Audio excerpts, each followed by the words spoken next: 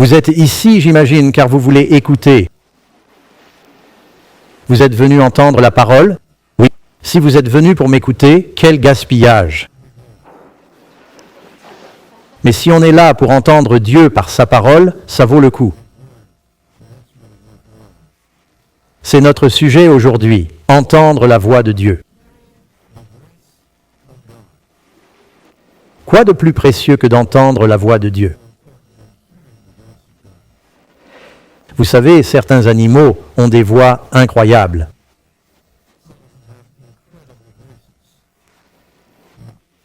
Une fois, en Amérique du Sud, j'ai entendu un cri au loin.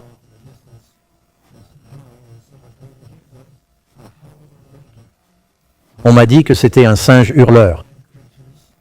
C'est l'une des créatures terrestres les plus bruyantes. Sa voix porte jusqu'à 3 km. De près, c'est très agaçant. Vous en avez déjà entendu? Ouais. Des singes hurleurs, ouais. Pour les éléphants, ce n'est pas le barrissement. Comment appelle-t-on ça? Ah oui, le barrissement. Un éléphant fait ce grondement sourd, et quand il gronde, ils peuvent s'entendre à 3 miles de distance.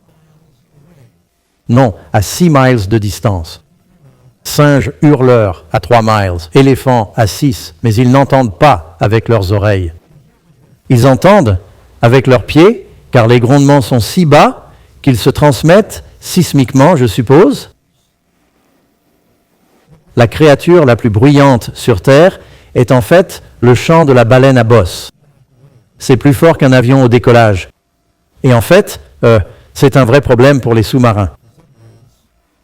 Avec un groupe de baleines en saison des amours, les mâles chantent des longues mélodies complexes à 800 miles.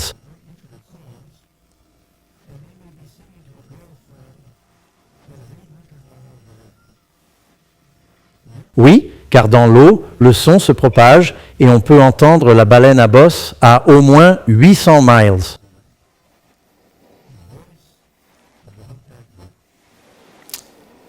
Mais de toutes les voix, Dieu a donné aux humains l'une des plus étonnantes et merveilleuses.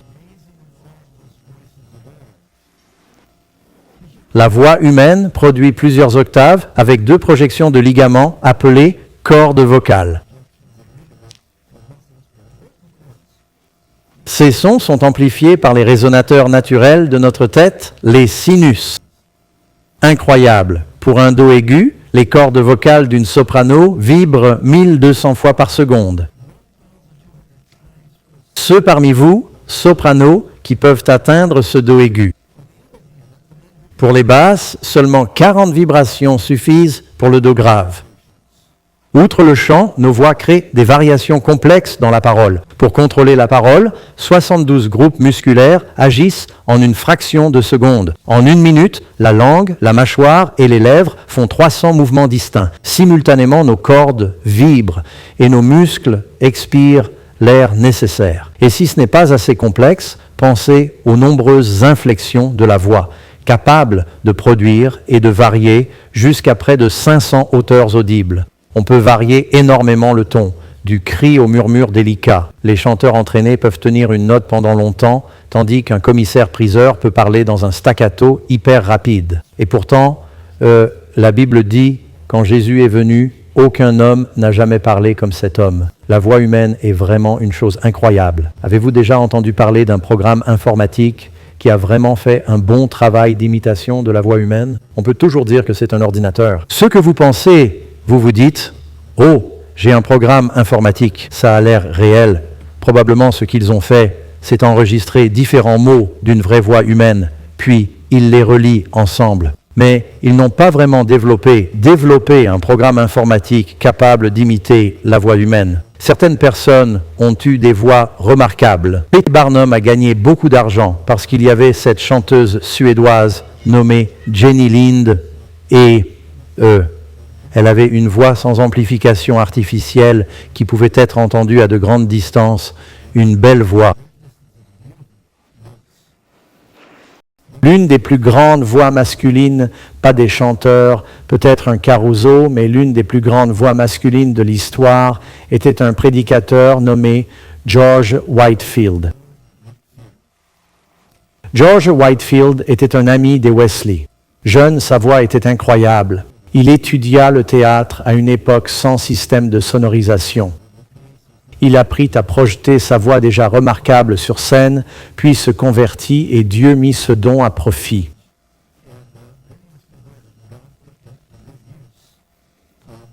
Exclu des églises anglaises pour son message puritain, il se mit à prêcher en plein air, donnant des milliers de sermons durant sa vie relativement courte. Il marqua l'histoire car on dit que plus de gens pouvaient l'entendre sans amplification que tout autre être humain. On l'appelait la trompette du Seigneur pour sa voix puissante. Benjamin Franklin évoque Whitefield dans son autobiographie. Ils sont devenus de bons amis. Whitefield a longtemps tenté de convertir Franklin. Ami, Franklin imprimait ses textes et, en scientifique, s'étonnait des 25 000 auditeurs. M'imaginez-vous prêcher devant 25 000 personnes? J'ai besoin d'un micro pour 500 personnes ici. 25 000 personnes. On dit que les généraux antiques haranguaient 20 000 soldats avant la bataille. Il montait sur un point élevé et parlait. La Bible évoque Jésus parlant à des milliers depuis un bateau ou la rive. Franklin a mesuré la distance quand Whitefield prêchait au tribunal. Il était à l'avant à mesurer la distance et à près d'1 kilomètre, il l'entendait encore clairement jusqu'à ce que d'autres bruits de rue l'interrompent. Franklin, en scientifique, a calculé l'espace par personne et combien pourrait l'entendre en demi-cercle. Il conclut que 30 000 personnes pouvaient l'écouter. Un homme, trompette du Seigneur. Non seulement il avait une voix forte, mais c'était aussi un prédicateur puissant. Franklin se demandait pourquoi les gens allaient l'écouter. Il disait que Whitefield parlait de leurs péchés de façon si convaincante et puissante. Il pensait, pourquoi y aller? Mais il venait car il savait que c'était vrai. Quand il passait dans une ville, tous les bars fermaient. Franklin commente, après le passage de Whitefield dans une communauté, alors qu'avant on entendait des jurons, on entendait les gens chanter des psaumes dans la rue. Un homme avait entendu parler de Whitefield et voulait l'écouter prêcher, mais ne voulait pas arrêter de boire. Il était curieux de voir cet homme à la voix si puissante. Un ami lui dit, « Écoute, ne va pas l'écouter, sinon tu seras converti. » Il répondit, « Non, je ne me convertirai pas. Je ne vais pas arrêter de boire. Je ne veux pas prendre de risques. Je vais me boucher les oreilles. » Quand il arriva là où Whitefield allait parler, il y avait une telle foule qu'il ne put s'approcher. Alors, comme Zachée, il trouva un arbre et y grimpa. Du haut de l'arbre, il vit Whitefield se préparer à monter sur l'estrade en bois pour commencer à prêcher au loin. Il s'est dit, « Écoute, je ne veux pas me convertir. » Alors il a enroulé ses jambes autour d'une branche, s'est adossé au tronc et s'est bouché les oreilles.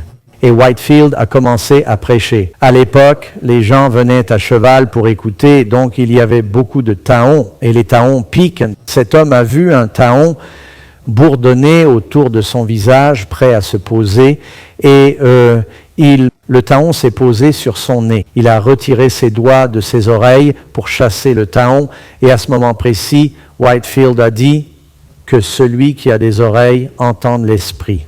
Convaincu, il a continué d'écouter et s'est finalement converti.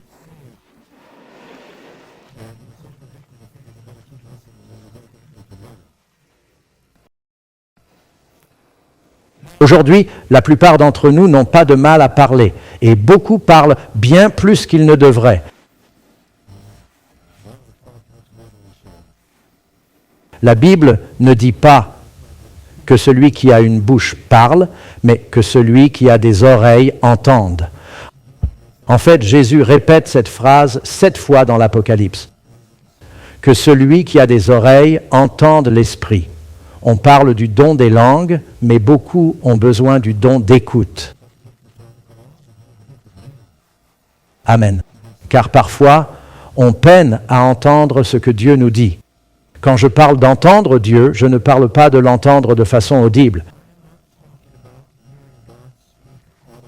Dieu l'a fait, mais rarement dans l'histoire. On lit ça dans le Deutéronome quand Dieu donne les 10 commandements. Dans Deutéronome 4.33, on lit « Un peuple a-t-il entendu la voix de Dieu parlant du feu, comme toi, et survécu ?» Cela s'est produit dans l'Ancien Testament où Dieu a parlé à voix haute à des gens comme Moïse, Abraham et Jacob.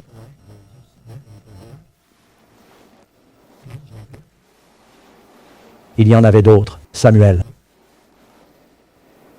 Le Nouveau Testament raconte qu'au baptême de Jésus, une voix du ciel dit « Voici mon Fils bien-aimé, en qui j'ai mis toute mon affection. » Et les gens l'ont entendu. Jean 12, 28. Jésus pria « Père, glorifie ton nom. » Une voix du ciel dit « Je l'ai glorifié et le glorifierai encore. » Là, les témoins crurent entendre le tonnerre. D'autres dirent qu'un ange lui avait parlé. Jésus dit « Cette voix n'est pas venue pour moi, mais pour vous, afin qu'ils croient. » Puis Jésus emmena Pierre, Jacques et Jean sur la montagne, et après la vision de Moïse et d'Élie, il est dit « Une voix vint du ciel, et Dieu dit « Voici mon Fils bien-aimé. » Écoutez-le. Voici ma question pour vous. Pourquoi Dieu dirait-il « Écoutez-le » si ce n'était pas possible de l'entendre? Est-il possible d'entendre la voix de Dieu? Le problème, c'est qu'on n'est pas souvent de bons auditeurs. Je me souviens avoir lu à propos du président Franklin Roosevelt, il se tenait dans ses files d'accueil. Il fut président 3 mandats, pas tous, un des mandats, ou était-ce presque 4 mandats? Je crois qu'il fut élu pour un 4e mandat et mourut, puis Truman prit la relève pendant la Seconde Guerre mondiale, mais il en avait tellement marre des files d'accueil. Le président allait à ces événements, dîner, restait debout, c'était dur pour lui. Il était en fauteuil roulant, mais pouvait, vous savez, il avait eu la polio étant jeune. Il pouvait tenir debout avec l'aide des services secrets ou appuyer contre quelque chose ou sur un petit tabouret rembourré. Il se tenait ainsi, souriant dans les files d'accueil. Les gens se demandaient toujours « Que dire au président ?» Jamais « Que va-t-il me dire ?» Il disait « Il n'écoute rien. » Karen et moi avons rencontré le vice-président Pence récemment. Je pensais à quoi dire, pas à ce qu'il dirait. Donc, au fait, j'ai dit que j'appréciais les écritures qu'il a citées dans son discours. Franklin a dit à un assistant, « Ils ne font pas attention à ce que je dis. Regarde. » Les gens défilaient, ils souriaient, serraient des mains. Il a dit, « J'ai tué ma grand-mère ce matin. » Et quand les gens passaient, ils répétaient, « J'ai tué ma grand-mère ce matin. » Certains disaient, « Continuez comme ça. » D'autres, « C'est super, Monsieur le Président. » Puis ils parlèrent d'autre chose. Ils ne prêtaient aucune attention à ses paroles. Un dignitaire étranger, qui ne maîtrisait pas bien l'anglais, écoutait attentivement. Il a dit « J'ai tué ma grand-mère ce matin. » Le dignitaire a répondu « Eh bien, Monsieur le Président, je suis sûr qu'elle le méritait. J'ai entendu parler d'une hôtesse de l'air, vous savez, celles qui font ces annonces avant le décollage. Combien d'entre vous ont pris l'avion des centaines de fois et entendu l'hôtesse faire son speech? Vos sorties sont ici. Les lumières s'éteignent, l'allée s'illumine. Relevez vos tablettes et vous voyez, tout le monde est là, vous savez, à regarder ailleurs. J'ai mes écouteurs et tout. Et tout le monde est juste, vous savez, en train de regarder ailleurs. J'ai mes écouteurs et tout. Une hôtesse a dit, en cas de turbulence et dépressurisation, les masques tomberont. Prenez le masque, mettez-le sur votre visage et respirez normalement. Prenez le masque, mettez-le sur votre nombril et respirez normalement.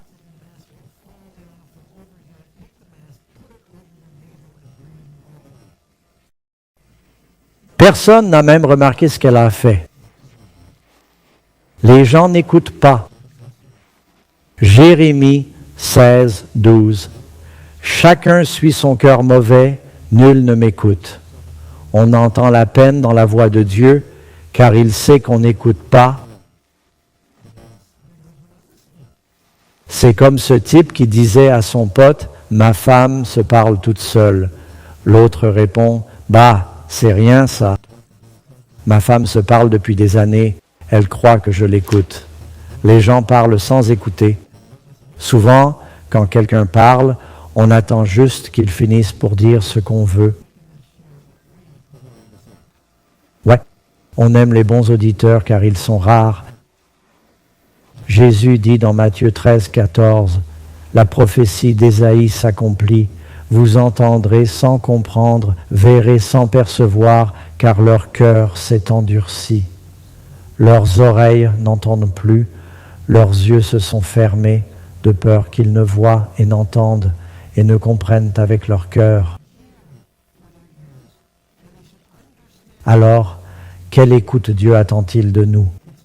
Une écoute où nous comprenons dans nos cœurs pour qu'il nous guérisse de notre péché. Comment savoir si nous entendons vraiment la voix de Dieu? J'ai pensé demander un vote à main levée, mais j'ai changé d'avis, ça m'a fait peur. J'allais demander si quelqu'un ici avait déjà entendu la voix de Dieu de façon audible. Pas besoin de lever la main. Je rencontre parfois des gens qui croient avoir entendu la voix de Dieu et vous avez sûrement croisé ces personnes très spirituelles qui disent « Dieu m'a dit ceci » ou « Dieu m'a dit cela ». En général, ils veulent dire que Dieu a parlé à leur cœur ou par des impressions ou à leur esprit d'une façon ou d'une autre. Mais certains vivent vraiment dans l'esprit. Je connais des gens qui diront « Dieu m'a dit d'acheter ce dentifrice et en conduisant, Dieu m'a indiqué où me garer et m'a dit d'acheter cette robe. » Vous avez déjà rencontré ce genre de personnes, non? Vous voyez de quoi je parle? Oui, c'est pas grave. Certains sont très sensibles à l'esprit. Quand j'étais nouveau chrétien, j'écoutais Dieu partout. Je réalisais qu'il était omniprésent, donc je lui parlais constamment, cherchant des signes et des conseils. Plus tard, on comprend que Dieu veut qu'on use de bon sens. Je demandais même à Dieu, « Seigneur, chips de maïs blanche ou jaune? Lesquels choisir? Je veux suivre ta volonté parfaite. » Dieu répondait, « Lesquels préfères-tu? Je ne sais pas. Certains disent toujours, Dieu m'a dit ceci ou cela. » Alors, comment reconnaître la voix de Dieu?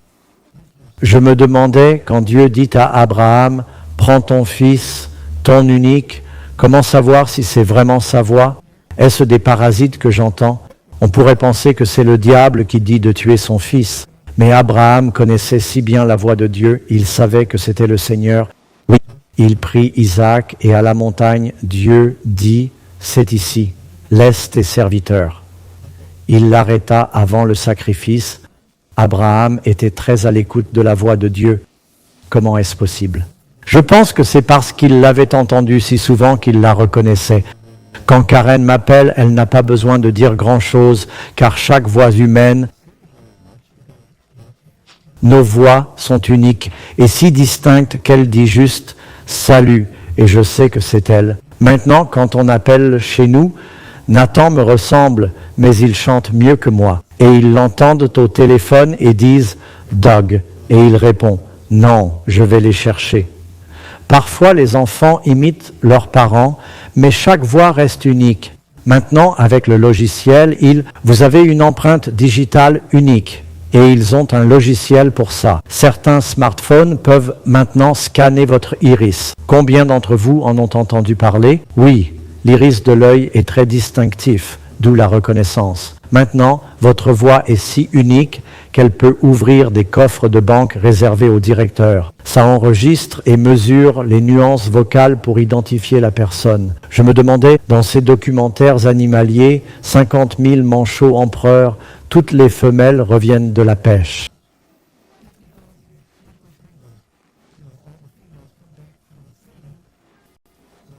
Alors, ils ont ces poussins qui sortent et piaillent, et les femelles cherchent leur mari. Les poussins ne les ont jamais vus avant. Et il y a cette cacophonie assourdissante. Ils font tous « wa wa ma » et soudain, oh, les voilà. Leur capacité à s'entendre dans ce bruit est incroyable. Une raison pour laquelle on n'entend pas Dieu, c'est le bruit de fond. Il y a tellement de choses qui se passent. Quand je vivais en montagne, avec moins de distractions, je pensais plus à Dieu. On peut mieux entendre cette petite voix douce qui s'exprime. On vit dans un monde où le diable a créé tant de bruit qu'il est rarement calme. Et vous avez la télé qui tourne, des gens avec leurs écouteurs qui manquent de se faire écraser parce qu'ils marchent, écouteurs aux oreilles, et il y a juste du bruit partout. Si ce n'est pas la radio, c'est la télé, la circulation, on est comme entouré de bruit. Et là, ça pose problème. En vieillissant, c'est dur d'entendre avec du bruit de fond. Je peux avoir un amen? Amen. J'entends bien, moi. Si quelqu'un me parle là, je l'entendrai sûrement. Mais si vous parlez tous en même temps, je capte plus rien. Dans un resto bondé, lors d'une réunion de pasteurs, on nous a mis dans une petite salle italienne aux murs carrelés. L'idée était de discuter, mais avec l'écho, je n'entendais que mes voisins immédiats. Les gens en face disaient « Amen », je suppose. Je n'avais aucune idée de ce qu'ils disaient, car en vieillissant, l'ouïe se détériore. J'ai entendu parler d'un grand-père. Il avait une pancarte au-dessus de son fauteuil. Elle disait « Je ne suis pas sourd, je vous ignore.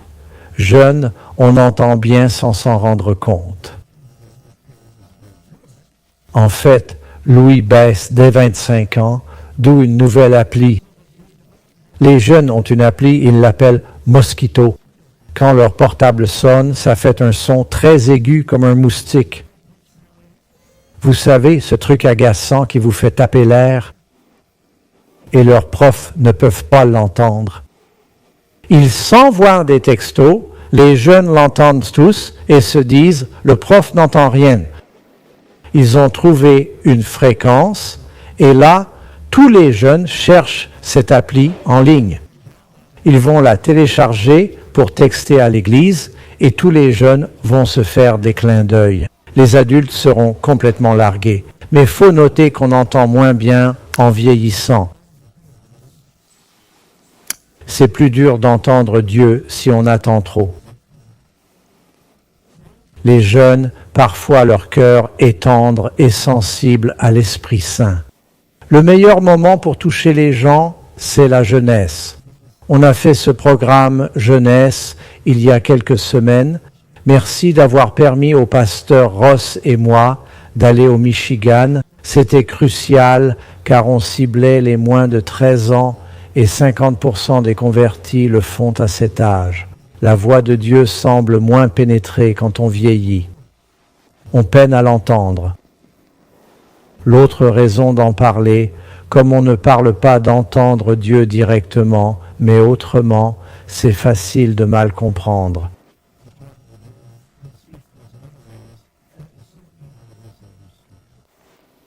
Comment savoir quand Dieu vous parle?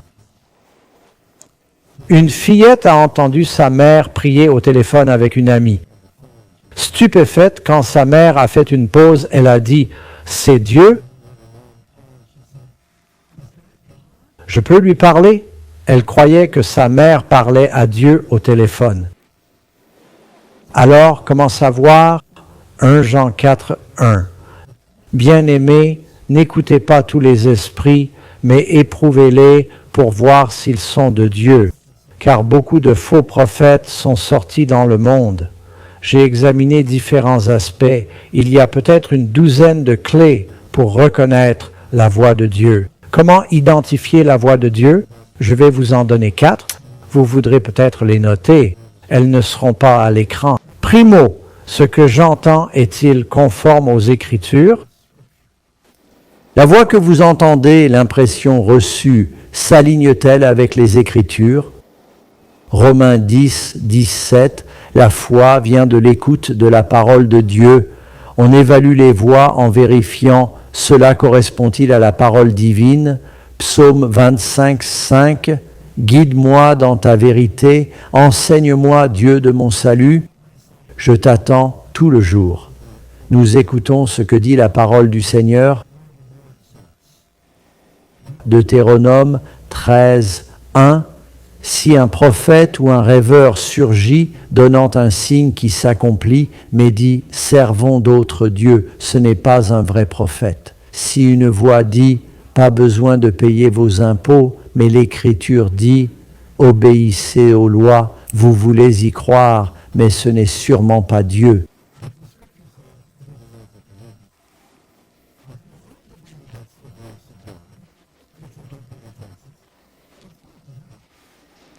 Car la Bible nous dit de faire ce qui est décent et de mener une vie intègre. Si une voix dit « mon conjoint est mauvais, Dieu veut que j'en trouve un autre », la Bible affirme « ce que Dieu a uni, que l'homme ne le sépare pas ». Ce n'est sûrement pas le Saint-Esprit qui parle.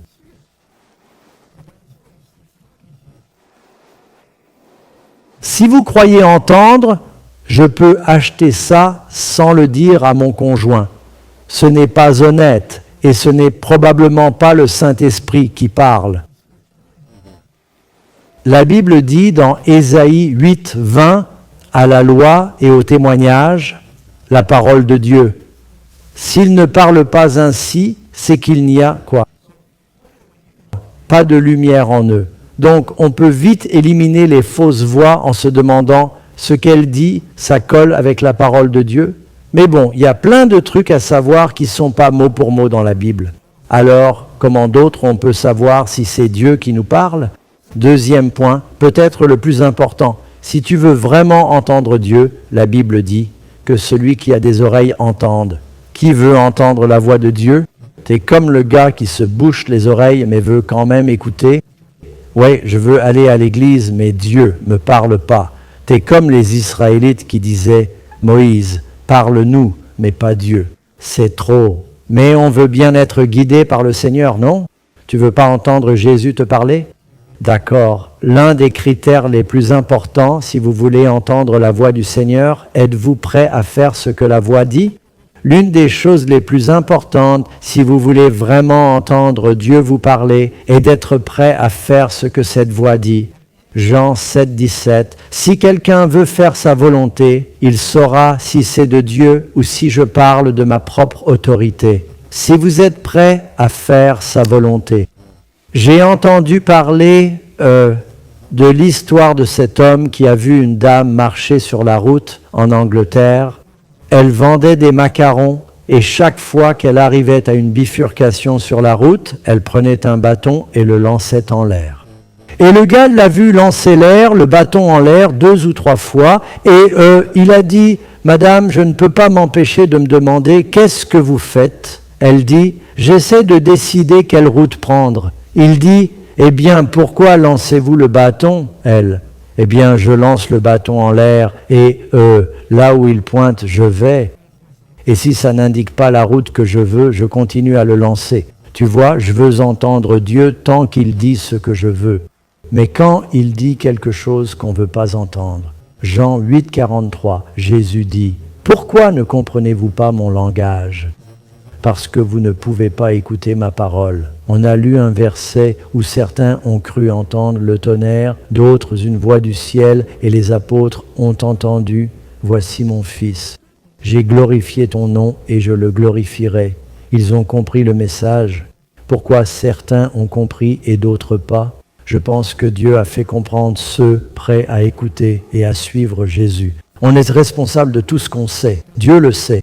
Si tu n'es pas prêt à faire sa volonté, il ne te fera pas comprendre plus que nécessaire. La Bible dit « Mon peuple périt faute de connaissance ». Pas seulement par ignorance, c'est Osée 4, 6, mais parce que tu as rejeté la connaissance. On est donc responsable de ce qu'on sait, et certains ignorent car ils ne veulent pas savoir. Certains ne comprennent pas Jésus, que je parle en parabole, que ceux qui cherchent la vérité la trouveront. Dieu dit, tu me chercheras et tu me trouveras quand tu me chercheras de tout ton cœur. Si on veut vraiment savoir, on saura. Cet homme avait de graves problèmes d'audition. Il est allé chez l'audioprothésiste qui lui a donné 2 appareils auditifs modernes et chers, et l'homme était ravi.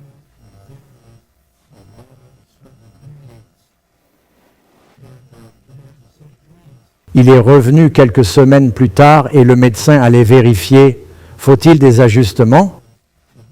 Je peux les régler par ordinateur et c'est très sensible et clair. Il dit ça, le médecin le teste et lui dit, visiblement, vous avez maintenant une audition parfaite dans les deux oreilles. Je ne sais pas comment on le dit pour Louis, mais c'est une audition impeccable des deux côtés. Le médecin dit, votre famille doit être ravie. L'homme répond, je ne leur ai pas encore dit. Il ajoute, mais c'est très intéressant. J'ai changé mon testament 3 fois. Ils ignorent que je les entends. Alors, vous voulez savoir ce que Dieu va dire? Et s'il allait pointer du doigt un péché dans votre vie, voulez-vous toujours l'entendre? Un autre critère crucial pour comprendre, un point essentiel pour saisir la volonté de Dieu, c'est si la voix que vous entendez, cette guidance, est soutenue par le conseil chrétien. Autrement dit, Dieu ne parle pas que par sa parole. Dieu parle aussi à travers d'autres personnes. J'espère que c'est vrai, sinon, pourquoi m'écouteriez-vous en ce moment? Si, comme je l'ai dit, vous ne faites que m'écouter, c'est risqué. On espère que Dieu parlera via le conseil chrétien. Voici quelques versets à ce sujet. Proverbe 11, 14. Sans direction, un peuple tombe. Le salut est dans le grand nombre de conseillers. Pas n'importe quel conseiller, il faut de bons conseillers. L'histoire de Roboam dans la Bible m'étonne toujours. Quand il devait prendre une décision cruciale pour l'unité du royaume, il pouvait choisir entre les conseillers de Salomon ou ses amis. Qui refuserait les conseillers de Salomon? C'était l'homme le plus sage de tous les temps. S'il choisit un conseiller, il doit être top, non? C'est l'équipe d'élite. Et le jeune Roboam a dit, non, ce sont des vieux jeux, ils sont dépassés, vous savez, ils sont trop conservateurs. Je vais demander à mes potes. Ils l'ont conseillé. Il a perdu la moitié du royaume, divisé pour 200 ans, car il a écouté les mauvais conseillers. Quand on cherche des conseillers, pas n'importe lesquels, il y a plein de conseillers disponibles. On veut des conseillers intègres, chrétiens. Amen. Dieu parle à travers les gens. Éphésiens 3.10, pour que la sagesse multiple de Dieu, comme un collecteur de voitures avec plusieurs sorties. L'Église révèle cette sagesse. Dieu y a placé prophètes, évangélistes, pasteurs, enseignants, anciens et leaders expérimentés pour vous guider.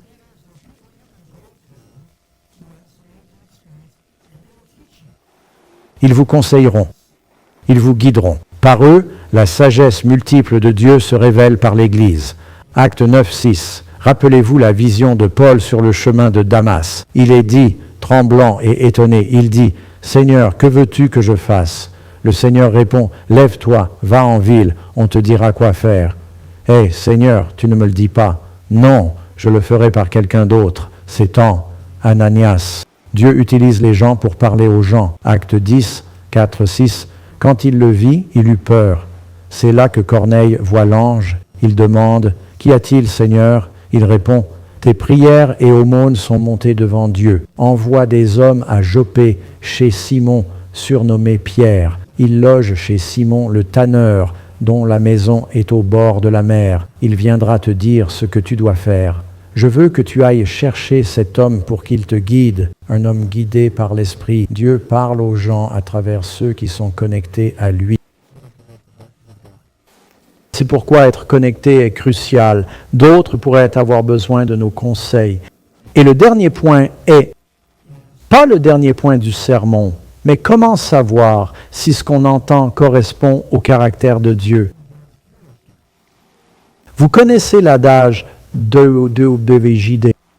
Que signifie-t-il? Que ferait Jésus? Que ferait Jésus? Il y a eu un mouvement évangélique où les jeunes portèrent des bracelets WBJD. Que ferait Jésus? Dans chaque situation, demandez-vous, que ferait Jésus? Jésus irait-il là? Jésus lirait-il ça? Jésus regarderait-il ça? Jésus dirait-il ça? Jésus achèterait-il ça? Si la voix vous pousse à agir contre Christ, je crois entendre une voix me disant de répliquer habilement à quelqu'un qui m'a blessé. Est-ce ce que Jésus ferait? Et vous devez vous demander, que ferait le Christ? Romains 12, 2. Ne vous conformez pas au monde, mais soyez transformés par le renouvellement de l'esprit pour discerner la volonté de Dieu, bonne, agréable et parfaite. On doit se demander, quelle est la volonté de Dieu? Basée sur quoi? 1 Pierre 2, 21. Car vous avez été appelés à cela parce que Christ a souffert pour vous, vous laissant un exemple afin que vous suiviez ses pas. C'est simple, amis, un chrétien suit le Christ. Jean l'exprime ainsi. 1 Jean 2, 6. Celui qui dit demeurer en lui doit marcher comme lui-même a marché. Marchons-nous avec le Christ? Quand vous entendez la voix, vous dit-elle de suivre l'exemple du Christ. Jésus a dit qu'il a des brebis. Si vous êtes une de ces brebis, vous entendrez sa voix. Oui, Jean 10, 25. Pardon, Jean 10, 2, 5. Celui qui entre par la porte est le berger des brebis. Le portier lui ouvre et les brebis entendent sa voix. Il appelle ses brebis par leur nom et les mène dehors. Quand il sort ses brebis, il va devant elles et elles le suivent, car elles connaissent sa voix. Elles ne suivront pas un étranger, mais le fuiront, car elles ne connaissent pas sa voix. Cette image nous est moins familière aujourd'hui qu'à ceux qui ont entendu Jésus. Mais à l'époque, c'était beaucoup de bergers en Israël. Il y en a encore, mais il y en avait bien plus avant. Si on n'était pas fermier, on était berger. Et il y avait peu de points d'eau. Les moutons ne boivent pas l'eau courante. Ils préfèrent l'eau calme. D'où le psaume 23, « Tu me mènes vers des eaux tranquilles ». Certains moments étaient propices pour que les brebis boivent, puis mangent plus tard. Et tous ces bergers venaient, discutaient avec les autres, bavardaient et racontaient des histoires. Certaines étaient peut-être vraies. Leurs brebis se mélangeaient au point d'eau avec les chèvres. Tous buvaient pendant que les bergers parlaient, puis venait le moment de les mener au pâturage. Les bergers s'éloignaient du point d'eau en lançant chacun un petit appel. Ils avaient tous leur façon particulière d'appeler. Ils appelaient leurs brebis par leur nom, ou la brebis meneuse, comme le bouc, ou la brebis de tête, et elles suivaient leur berger. Un autre berger lançait un appel, ses brebis le suivaient. Et toutes les brebis reconnaissaient la voix de leur berger. Jésus a dit, « Mes brebis connaissent ma voix et me suivent. » Écoutez-vous la voix de Jésus? Vous savez, les moutons ne naissent pas en connaissant la voix du berger. Ils l'apprennent, puis la suivent, car le berger les mène au meilleur pâturage et point d'eau. Il les protège du loup, de l'ours et du lion. Jésus a dit, ils entendent ma voix. Écouter Dieu est crucial, car ça nous permet d'atteindre les autres.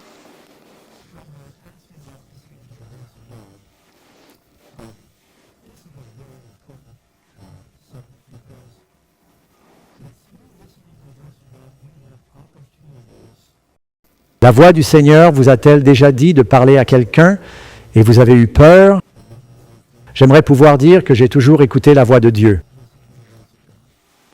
Vous connaissez des histoires comme Philippe et l'Éthiopien. L'Esprit dit à Philippe, « Va à Gaza ». Il ne sait pas pourquoi, mais il obéit.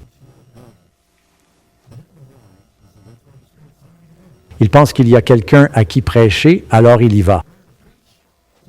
En arrivant, il est sur la route et voit passer un cortège. C'est un officiel éthiopien revenant du temple, le trésorier de Candace, reine d'Éthiopie.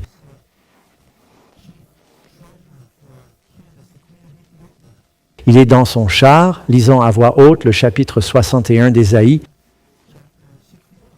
Il lit la prophétie, c'est le chapitre 53 d'Ésaïe.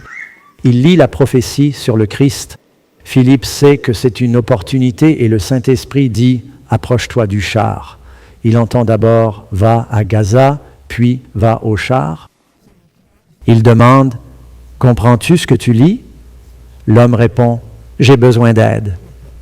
Philippe dit « Je connais bien ce chapitre. Monte dans mon char alors, explique-moi ». Et finalement, l'homme se fait baptiser. Le Saint-Esprit a parlé à Philippe, pas parce que Dieu nous dicte tout, comme quel dentifrice acheter. Dieu n'est pas la raison principale pour laquelle l'Esprit nous parle, c'est pour atteindre les autres. Acte 1 dit « Je vous donnerai mon esprit et vous serez mes témoins ». L'Esprit nous aide à reconnaître les occasions de témoigner. Parfois, j'ai entendu cette voix dire « Parle-leur » et j'avais peur.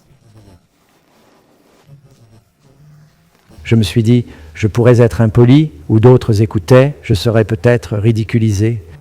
J'étais occupé, distrait, je n'ai rien fait. Plus tard, je me suis senti si coupable. J'ai déjà dépassé des autostoppeurs.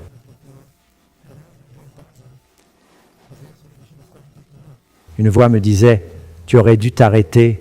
Je répondais « Seigneur, je suis pressé, ils ont l'air sales. La voiture est propre et je débattais. 1 kilomètre plus loin, je n'arrive pas à me défaire de l'idée que j'aurais dû les prendre. Parfois je fais demi-tour, parfois non. Parfois j'étouffe cette conviction. Je me dis « Comment savoir si c'est vraiment le Saint-Esprit qui me parle ? Suis-je juste trop sensible ?» D'autres fois, convaincu, je retourne, je prie avec la personne et l'amène au Seigneur. Et je pense aux fois où je ne suis pas retourné, où je n'ai rien dit à quelqu'un. Je n'ai jamais entendu Dieu me parler de vive voix. Ma conscience résonne comme une trompette, guidant ou convaincant.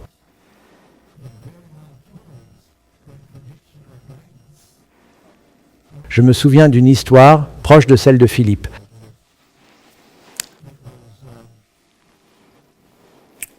Un dimanche matin, j'ai eu l'impression de devoir prêcher à l'église pentecôtiste locale.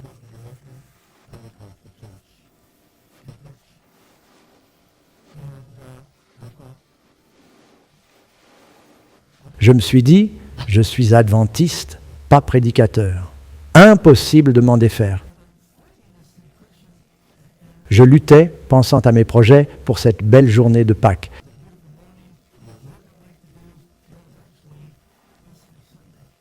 Quel pasteur laisserait un inconnu prêcher un dimanche matin ? Pourtant, je devais aller à cette église, le Faith Tabernacle. L'impression persistait. Alors, je me suis dit, d'accord, j'y suis allé, en retard.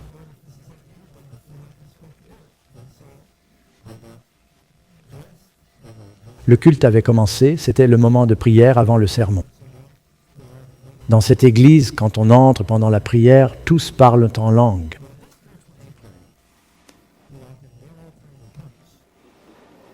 Et ça atteint un crescendo, le piano joue pendant qu'il prie. Il prie, s'agenouille, prophétise, puis ça se calme, le piano ralentit, c'est le signal. Alors je me suis assis. Pendant la prière, je pense, je dois toujours prêcher. Je n'ai même pas salué le pasteur. Je suis juste entré et assis au fond. Pendant qu'il prie, un sermon me vient à l'esprit. Non, ce n'était pas la marque de la bête. Enfin, tout se calme, la musique s'arrête, les gens s'assoient, ceux qui agitaient les bras aussi. Ceux qui dansaient dans les allées retournent à leur place, tout se calme. Le pasteur fait des annonces, me voit au fond et dit « Frère Doug, je vois le pasteur Doug est là. Bienvenue mon frère. On est ravis de t'avoir parmi nous. T'as un mot à dire pour le Seigneur ?» J'ai répondu « Vous savez, nous les pasteurs, je ne peux pas dire qu'un mot. » Il m'a dit « Allez, monte prêcher. » Alors j'y suis allé et j'ai prêché. Je vous fais la version courte. J'ai fait l'appel à l'autel, plusieurs sont venus, certains parlant en langue. Une dame s'est avancée, elle savait que j'étais pasteur adventiste et la semaine d'après, elle est venue à notre église. Elle a fini par se faire baptiser et devenir membre. J'ai toujours pensé que tout ça est arrivé parce que Dieu voulait toucher cette femme. Je me dis souvent que Dieu nous parle, qu'il veut qu'on aide des gens, mais on n'entend pas sa voix ou on est trop distrait par le bruit ambiant. Eh bien, une fois j'ai vraiment entendu la voix du Seigneur me dire quoi faire. Je veux dire, quelle est la probabilité d'aller à l'église et que le pasteur dise « prêchez ». Donc, je sais qu'on peut entendre sa voix, c'est réel. Savez-vous pourquoi on n'entend pas toujours sa voix? Le péché étouffe la voix de Dieu dans nos vies. Ouais, des parents étaient très inquiets pour leur bébé de 14 mois qui semblait avoir perdu l'ouïe. Il ne réagissait plus à rien de ce qu'il disait, alors ils l'ont emmené chez le médecin. Le médecin a fait un examen de base. En sortant, il a montré aux parents 2 petits pois noirs. Apparemment, l'enfant s'était mis des petits pois dans les oreilles pendant un repas et n'entendait plus. Je suppose que ce n'était pas si gênant car il ne pleurait pas beaucoup, il était juste sourd. Une fois retiré, il pouvait parfaitement entendre. Certains n'entendent pas Dieu car ils se sont bouchés les oreilles. Dieu parle à ceux qui prennent le temps d'écouter. Proverbe 28, 9. Qui détourne l'oreille de la loi, sa prière même est une abomination. On se bouche les oreilles, on refuse d'écouter Dieu et il dit « Bon, je ne vais pas t'écouter non plus ». Dieu peut nous convaincre, mais il ne répondra pas toujours à nos prières. Psaume 66, 18. Si j'avais vu de la malice dans mon cœur, le Seigneur ne m'aurait pas écouté. Et Jean 9, 31 dit, Dieu n'écoute pas les pécheurs, mais si quelqu'un l'honore et fait sa volonté, il l'écoute. C'est clair. 1 Jean 3, 22. Nous recevons de lui tout ce que nous demandons, parce que nous gardons ses commandements et faisons ce qui lui plaît. Sommes-nous prêts à écouter sa voix? Il faut être à l'écoute. Il faut dire, Seigneur, parle. Comme Samuel, parle, Seigneur. Ton serviteur écoute. J'ai entendu une histoire d'un bureau de télégraphe où un homme postulait. Il a vu une offre d'emploi dans le journal pour un poste au bureau du télégraphe. Il savait écouter et produire du code rapidement. Je me souviens qu'autrefois, on ne pouvait pas obtenir sa licence radio amateur sans maîtriser le code Morse. Et moi, je n'ai jamais réussi à le comprendre.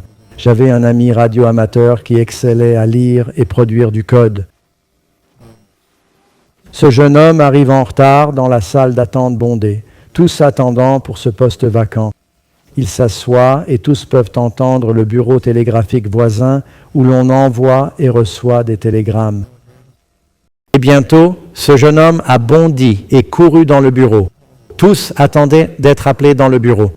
Il a couru, sauté sans demander, il a fait irruption dans le bureau.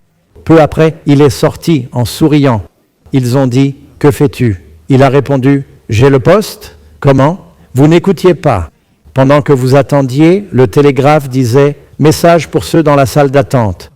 Le premier qui l'entend et entre aura le poste. » Ils attendaient l'entretien, inattentifs. Sommes-nous à l'écoute ? J'ai remarqué, en recevant l'Esprit Saint, on entend Dieu quand on accepte son plan. C'est un point crucial. On entend la voix de Dieu quand on accepte son plan. Dieu dit à Abraham, Genèse 22, 18, « Par toi et ta descendance, tous les peuples seront bénis. Notez bien, car tu as obéi. » Dieu agit à travers Abraham parce qu'il l'a écouté. Avez-vous lu Ésaïe chapitre 6 ? Les 8 premiers versets, précisément. L'année où le roi Osias mourut, je vis le Seigneur assis sur un trône très élevé. Le bas de son manteau remplissait le temple. Des anges l'entouraient, proclamant « Saint, Saint, Saint est l'Éternel ». Sa gloire remplit toute la terre. Le temple tremblait. Et Ésaïe, terrifié, s'écria « Malheur à moi ! Je suis perdu. Je suis un homme aux lèvres impures, vivant parmi un peuple aux lèvres impures, car mes yeux ont vu le roi, le Seigneur des armées. » Ayant confessé son péché, Dieu envoie un ange qui prend un charbon de l'autel avec des pinces et le pose sur les lèvres d'Isaïe, disant « Ton péché est purifié, pardonné, ton iniquité effacée. » Après avoir vu le Seigneur et entendu Dieu, son péché purifié, il entend le Seigneur dire « Qui ira pour nous ? Qui enverrai-je » Après la purification de son péché, il entend la voix du Seigneur. Notez qu'après le baptême de Jésus, il sort de l'eau, les cieux s'ouvrent et une voix dit « Voici mon fils bien-aimé. Il semble qu'on entende mieux la voix de Dieu après avoir accepté le plan du salut. Jean 10, 27. Mes brebis entendent ma voix. Une fois engagé à devenir l'une de ces brebis, vous entendrez sa voix bien plus clairement.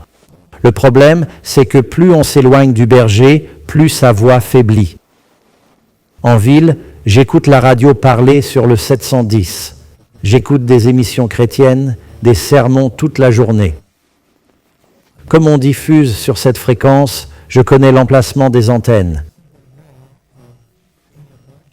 En AM, plus on s'éloigne de l'antenne, plus le signal faiblit. En conduisant, je sais quand je m'approche de l'antenne car le son s'améliore. Plus on se rapproche de la source, plus la voix devient claire. Autre chose intéressante, la radio est plus nette la nuit, non? Certaines stations passent mieux la nuit. À Covelo, j'entends à peine Family Radio le jour, mais la nuit, sans interférence, on l'entend bien. On dirait qu'on entend mieux dans l'obscurité, vous et moi. Ce que je veux dire, c'est que dans les moments sombres, on devient très sensible à la voix de Dieu pendant les épreuves. N'est-ce pas vrai? Parfois, Dieu doit nous faire traverser des épreuves avant qu'on entende sa voix.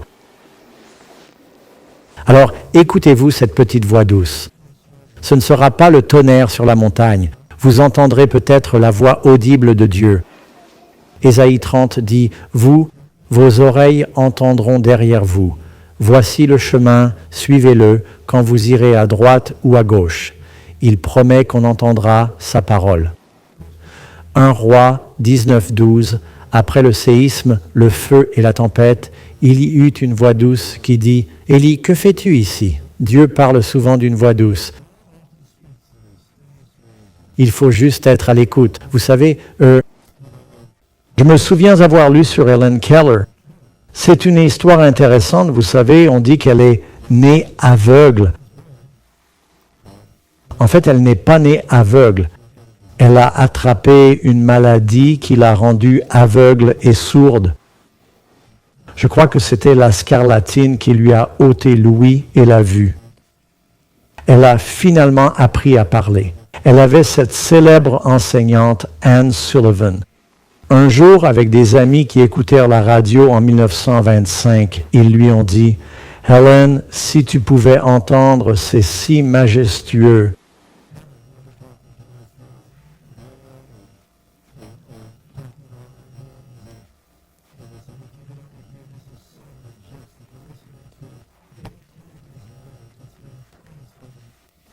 C'est la 9e de Beethoven. Le meilleur orchestre joue à Carnegie Hall.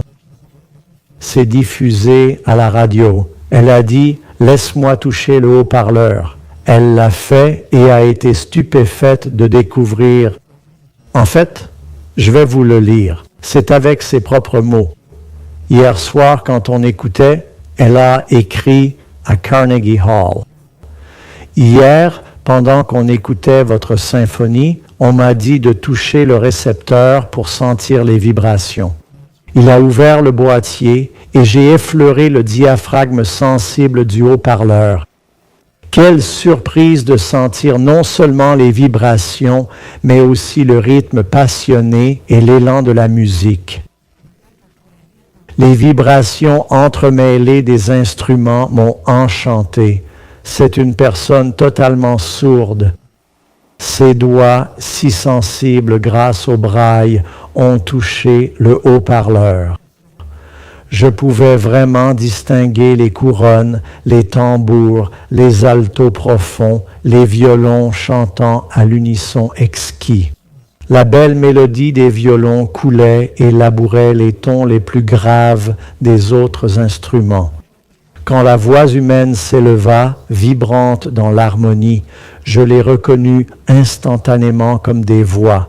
Le cœur devint plus exultant, plus extatique, s'élevant comme une flamme jusqu'à presque arrêter mon cœur. Les voix féminines incarnaient des anges, se déversant en un flot harmonieux de sons magnifiques et inspirants. Le grand cœur palpitait contre mes doigts avec des pauses et flux poignants. C'était une symphonie de Beethoven. Beethoven l'avait composée 100 ans plus tôt, alors qu'il était sourd. Peut-être qu'un sourd pouvait l'entendre, car un sourd l'avait écrite. Peut-être entendons-nous Dieu, car il devint l'un de nous, comprenant notre langage pour que nous puissions l'entendre. Ésaïe 51. Écoutez-moi, vous qui recherchez la justice. Ésaïe 54, verset 4. Écoutez-moi, mon peuple, prêtez l'oreille. Ésaïe 51, verset 7. Écoutez-moi, vous qui connaissez la justesse. Dieu ne cesse d'appeler, il veut nous parler. Que celui qui a des oreilles entende ce que l'Esprit dit. Voulez-vous entendre la voix du Seigneur? Si on se soumet à l'Évangile, si on débouche nos oreilles pour faire sa volonté et lire sa parole, il nous parlera. Nous allons chanter à ce sujet. On ne chante pas souvent cette chanson. C'est une belle mélodie. Elle s'appelle « J'ai entendu la voix de Jésus ». Seulement 3 versets. Levez-vous et écoutez les paroles pendant qu'on chante 465.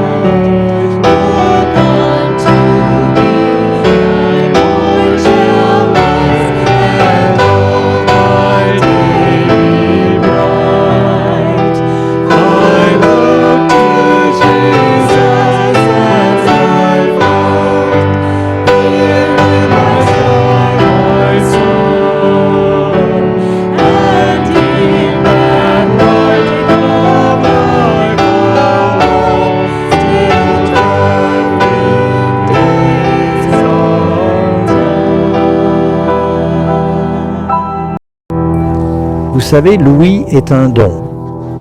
On dit qu'avec l'âge, on la perd.